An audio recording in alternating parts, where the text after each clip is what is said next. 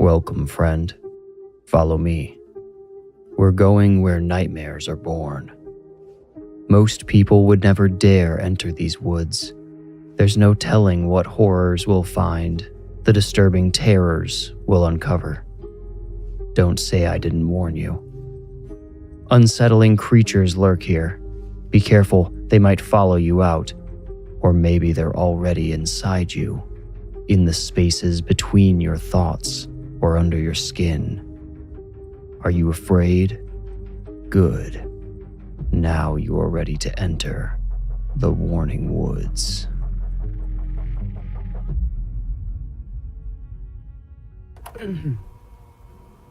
Peter Eskoff, I'm 17. So, do I need to look at the camera or anything? Just tell the story, okay. Well, I know how this all looks, really. And I know how the rest of this is gonna sound. But, Detective, I'm gonna tell you everything exactly how it happened. I know you'll still be suspicious because this stuff is completely insane, and I wouldn't believe it if I hadn't watched it all happen myself. But hook me up to a lie detector or whatever. I'm trying to tell the truth even though it's super tempting to lie so you'll believe me. Trust me, I could come up with something way more believable than this. Not sure if it matters, but we moved into that house, for the record, 111 Doyle Road. Anyway, we moved in toward the end of last month. It was way bigger than our old house. It had enough space for everyone to have their own bedroom, so that's why we bought it, even though it needed so much work. I guess Dad thought he was going to teach me and my siblings how to... Right, for the record or whatever.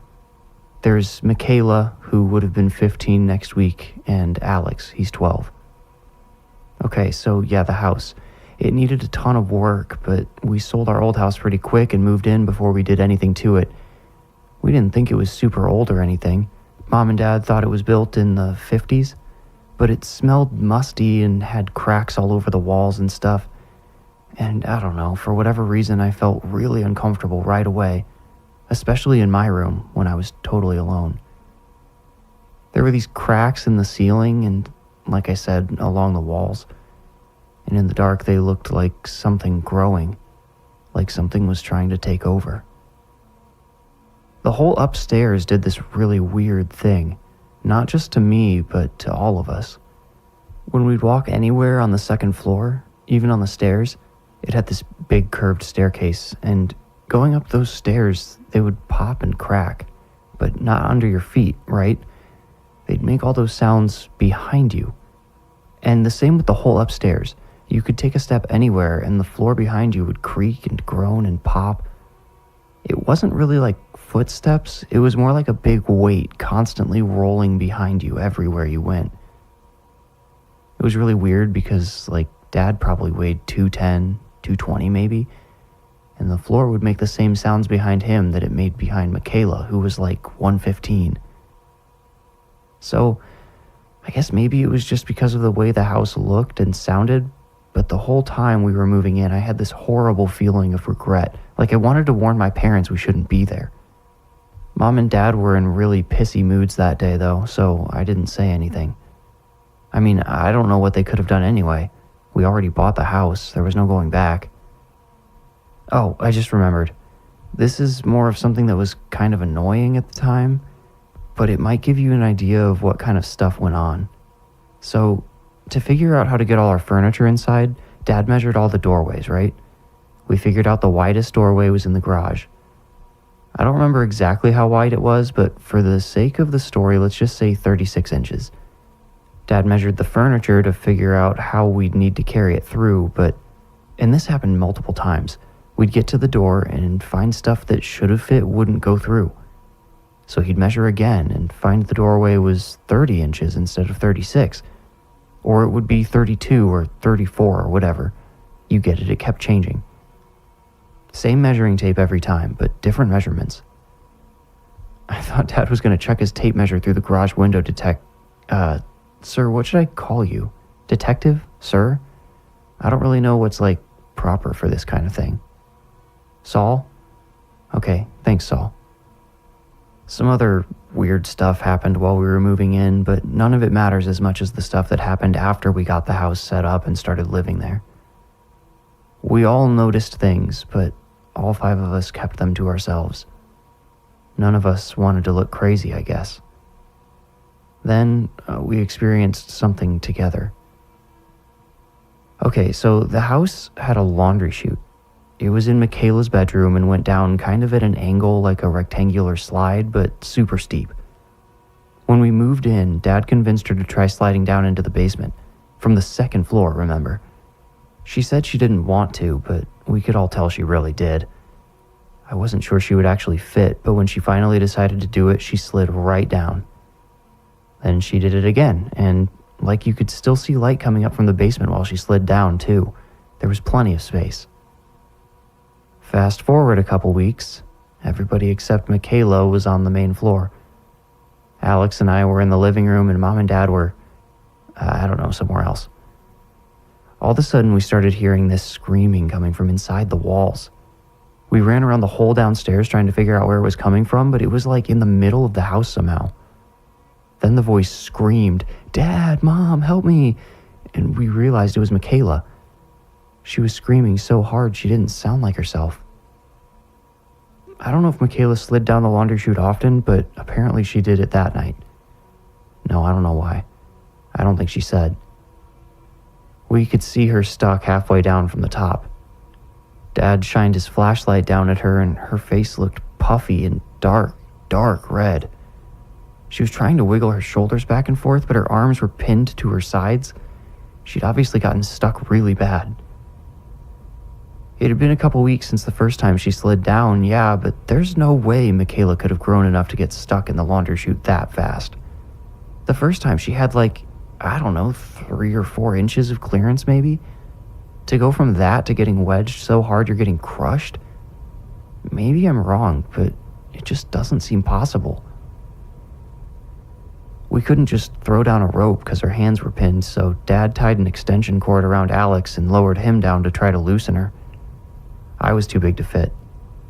Instead of just standing there and doing nothing, I ran to the basement. I thought Michaela's feet might be low enough for me to push on.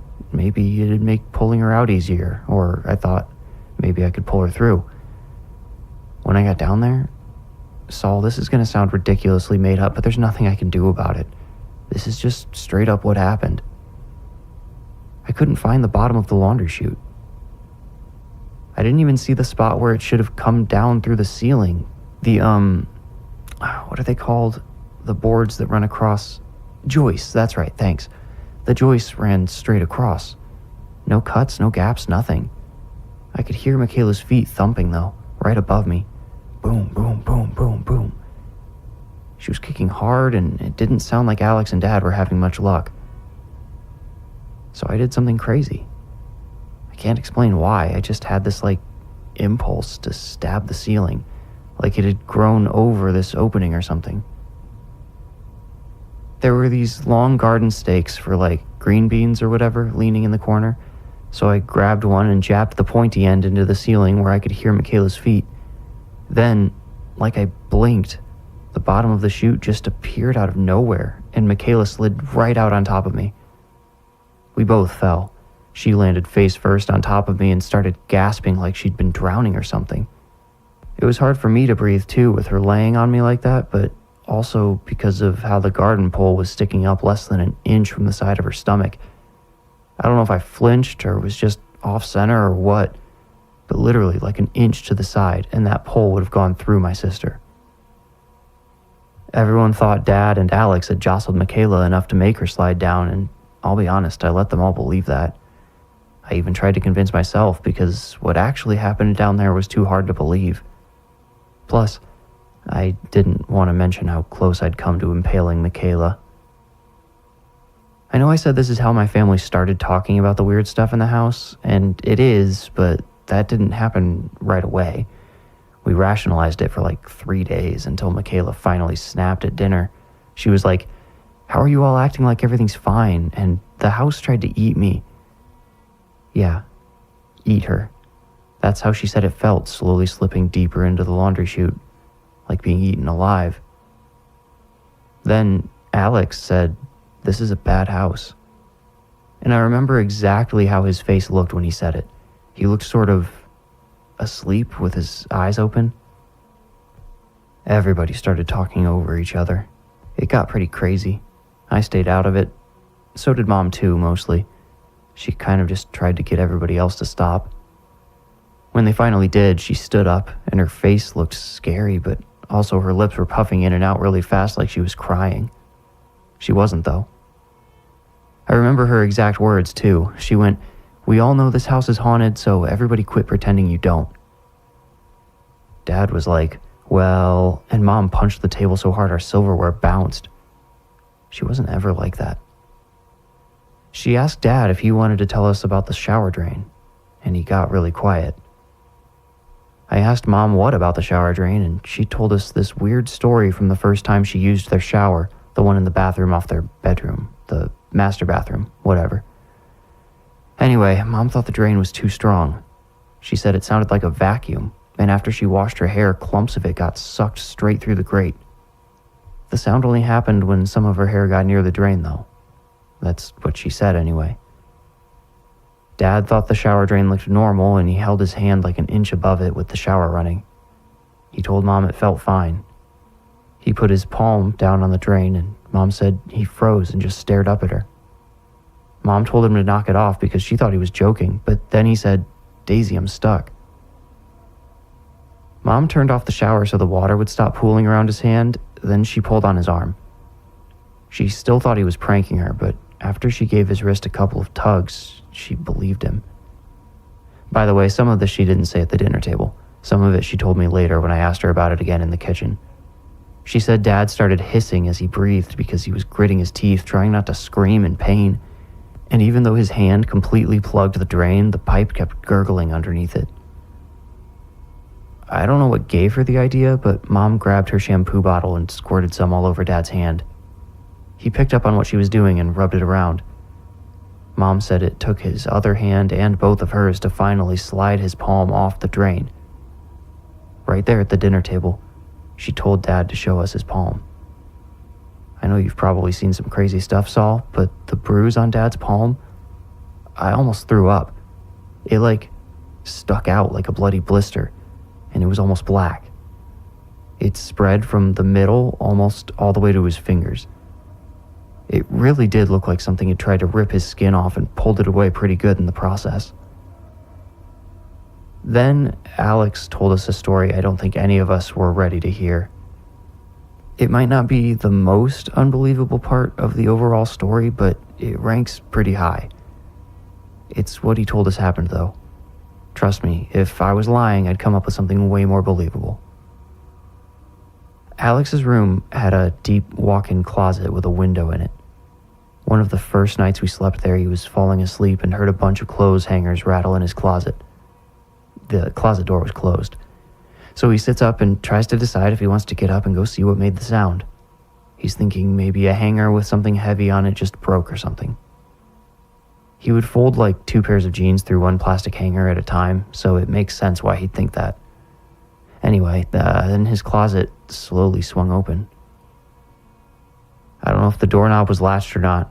Honestly, almost none of the doors inside the house latched. Dad said the wood had shrunk or expanded or whatever. Also, the window inside Alex's closet didn't open, so he knew it wasn't a draft that pushed his door. The moon was shining right through that window, so he could actually see in the closet pretty well. He waited on the edge of his bed, carefully positioning himself to run out of the room. Then, a pair of jeans flopped onto the floor, followed by every piece of clothing Alex hung in his closet. All of it fell into a pile on the floor. Actually, I remember seeing him picking up the clothes the next morning. Never questioned why. The jeans that fell first were totally buried by the avalanche, but this is where it gets crazy. They dragged themselves out from under the pile in a way he described like an inchworm. One of the pant legs started crawling toward his bed, dragging the other one behind it. A long-sleeved t-shirt followed the jeans, and another, then a pair of sweatpants. He said not everything came to life, but 11 or 12 things did. Some slid toward him, and others crawled toward his bedroom door to block him in. He slid away from the edge of his bed, all the way back to the wall. All the way. He said he was about to yell for help when his bed started sinking. Like it started sinking into the floor. He said nothing broke or made any noise, it just started slowly lowering down. He didn't yell for help because that's when he decided he was having a nightmare.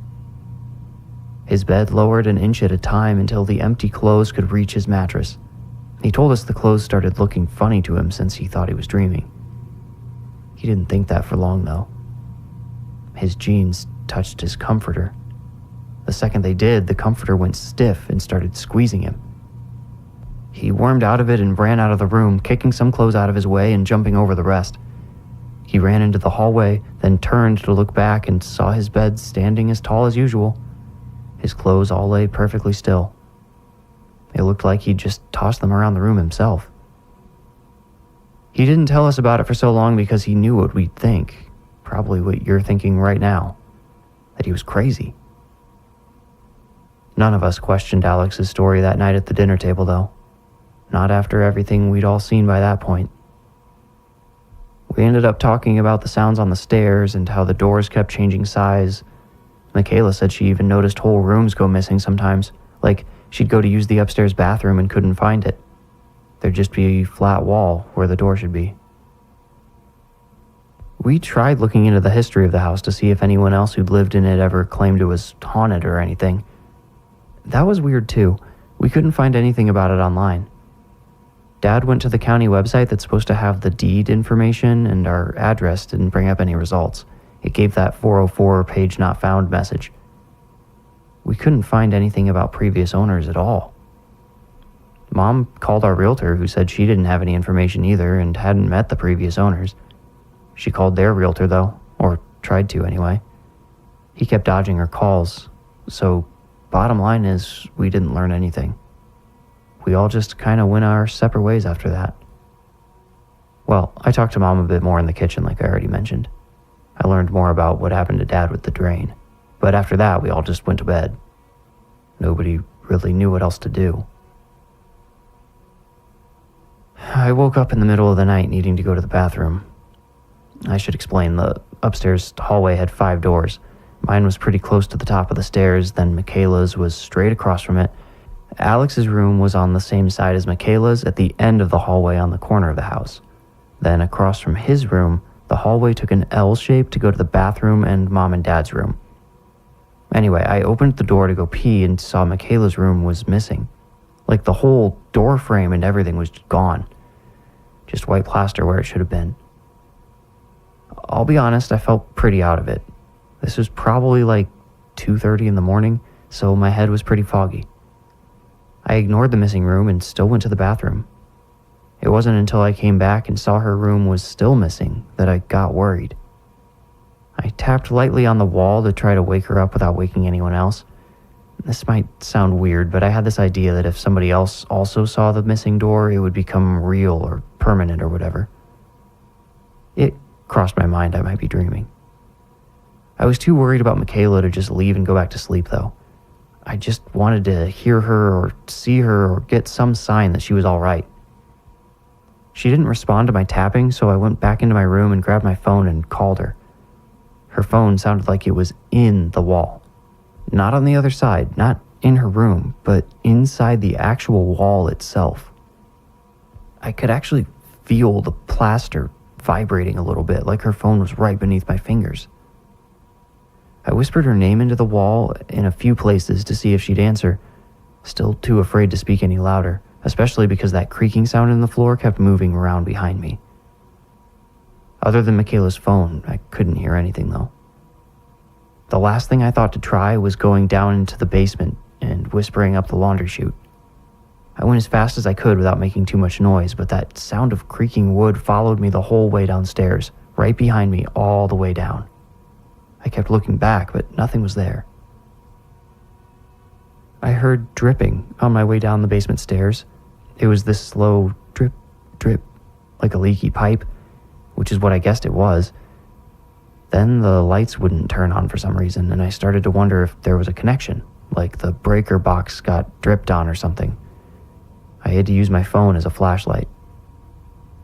So at the bottom of the stairs, you would turn and there'd be like the kind of main basement area. I don't know what to call it. It had the furnace and all that stuff in the middle, and I could see the breaker box, but I didn't see anything dripping. I didn't see any water. So then under the stairs, there was a doorway to the laundry room. I'm thinking like, okay, the washing machine is leaking or something. Then I thought, oh, maybe that's where Michaela is. Like maybe she was trying to do laundry late and broke something. I don't know.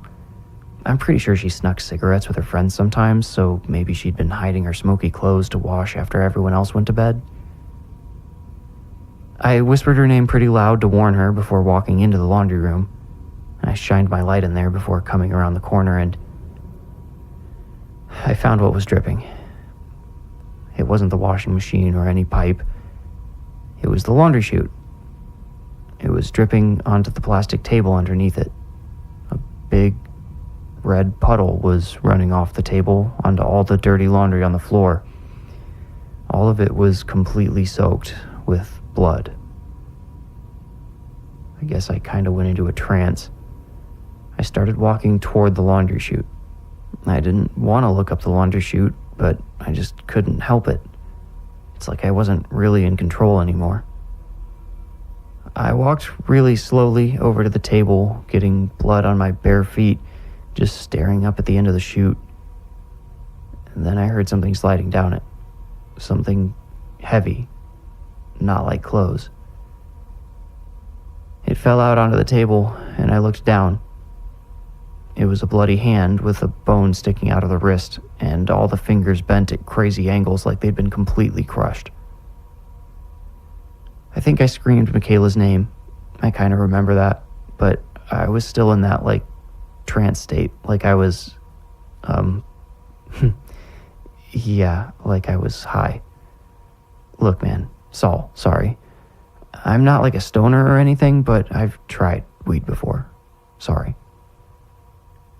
But in that trance, I pushed the table with the hand out of the way and shined my phone up into the laundry chute.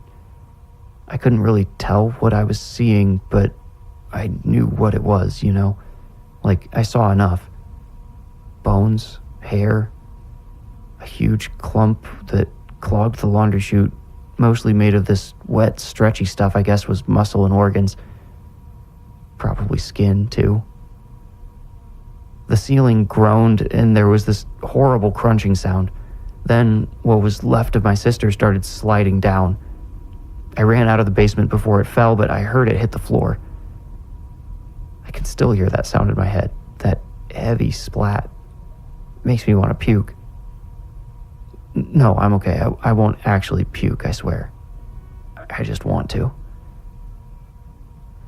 I ran all the way upstairs, screaming for my parents and Alex to wake up with the creaking chasing me the whole way. Michaela's door was still gone, and now so was mine. Same thing, just plaster where it should have been. I thought, does that mean I'm supposed to be next? Nobody else had come out of their rooms yet. Alex's door was next down the hall, so I banged on it and opened it at the same time. I ran in because I just didn't want to be alone, I guess. I thought the house was coming for me, you know? Alex's bed was covered in clothes, a huge pile of all the clothes he owned. So I looked for him in his closet, but it was empty. So I turned around, and sticking out from under the pile on his bed, I saw his feet. I started shoving stuff, cleaning the bed off. When I cleared his face off, I forgot to mention the lights still weren't working, so it was dark in the room, but when I cleared his face off, I could still see his eyes wide open, like they bulged out way too big. And he had a bunched up white sock shoved into his mouth. I knew he was dead right away. At that point, Mom and Dad had come out of their room. I stepped aside to show them Alex, and they started trying to wake him up.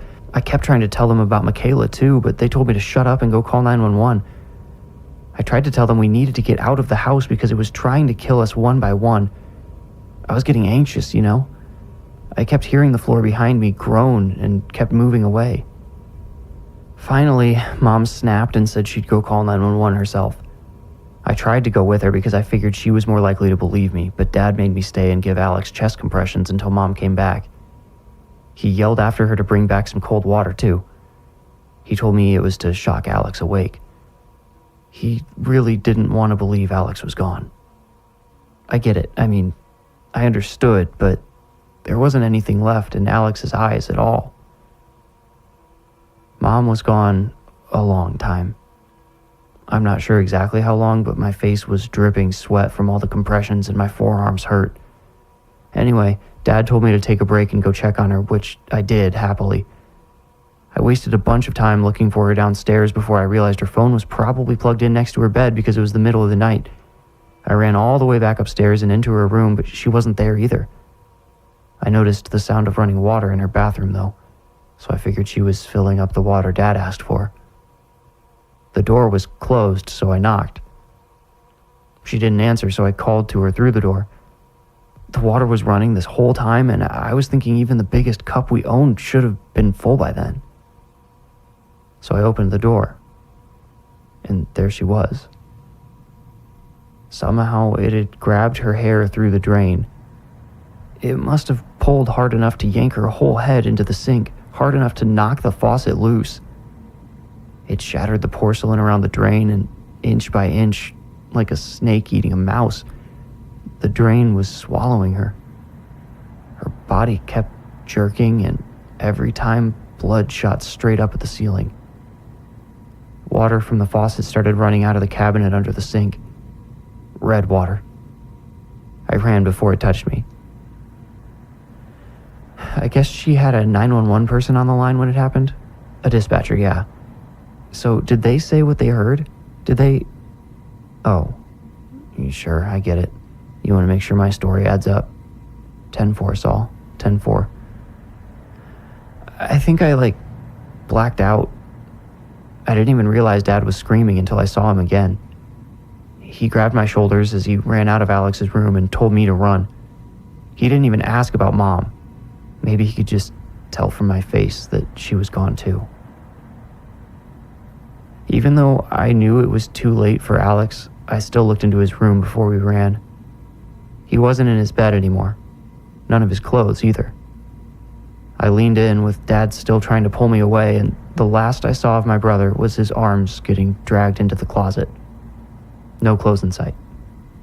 His closet door slammed shut, and I didn't stick around to hear what happened next. So Dad and I ran to the stairs.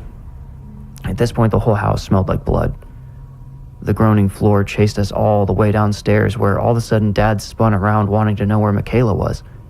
I explained what happened to her again, and I guess because he just watched Alex get dragged away by his clothes, he believed me.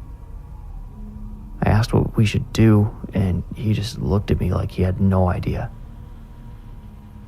I had this feeling, so I told him we needed to keep moving.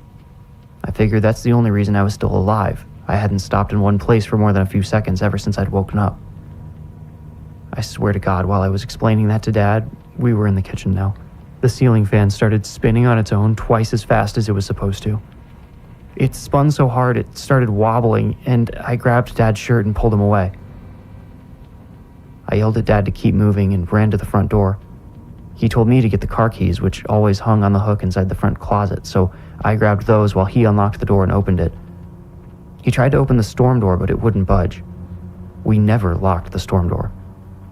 He tried the lock anyway, but yeah, it was already unlocked. I almost said we should try another door when the front door slammed shut so hard it hit me in the side of the face and knocked me sideways.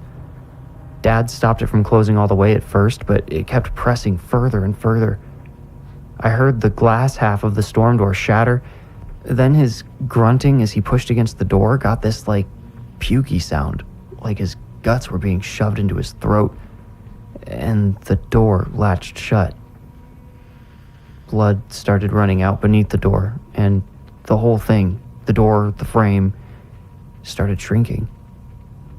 For a second, I thought I had to be having a nightmare or something, because right in front of my eyes, the door got smaller and smaller, and the whole time Dad was gurgling on the other side. I started hearing these crunching sounds. Wet, crunching sounds. And after one really big one, Dad went quiet.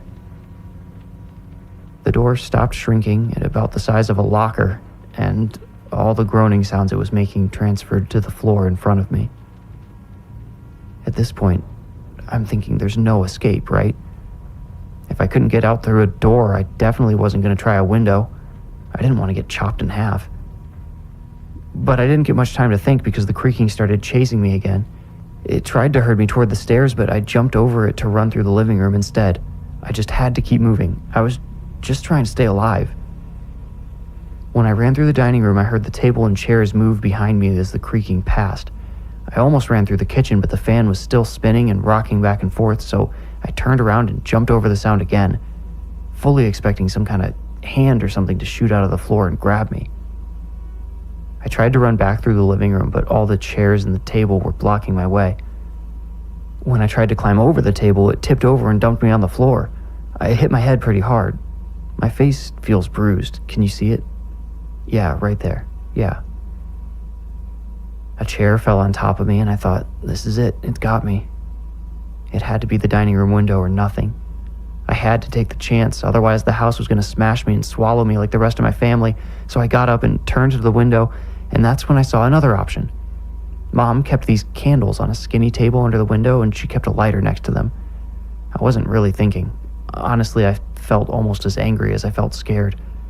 Without even realizing what I was doing, I just grabbed the lighter and lit one of the curtains on fire. It caught super fast. The whole thing went up in flames. So I lit the second curtain, and at that point, I couldn't go out the window anymore, so I pushed one chair and kicked another out of the way, still holding the lighter. I ran back into the living room with the creaking chasing after me. I had to sprint to keep it out from under me. The only time I stopped was to set one of the living room curtains on fire. Dad's blood coated the entryway. I slipped in it, trying to run through to get back around to the kitchen and, go out the back door. I didn't really have a plan. That's when the floor under me finally buckled. The boards all split apart and tripped me. I fell and the blood and the floor all around me started breaking. Every board I touched sunk into the floor when I tried to crawl away. The fire I'd started had spread to the walls and ceiling, so the whole downstairs was filling with smoke. I could still see okay, but I'd started breathing it in, choking on it. But I got this crazy idea. I didn't know if it would work because I had wet blood all over me, but my shirt was still mostly dry, so I ripped it off and lit it on fire. I shoved it into the gap opening in the floor. Then, with this, adrenaline burst, I shot up and ran. The ceiling fan fell when I ran through the kitchen, but I'd expected that, so I dodged it. It still clipped one of my ankles, right here, but I kept running all the way to the back door. And look, I guess you know the rest. The back door seemed skinnier than usual when I went through it, but it didn't crush me, obviously. The officer who got to the house first, because Mom's phone, remember? He got the fire department rolling out, but it was too late to save the house. It went up fast. So, yeah. Now I'm here, covered in blood.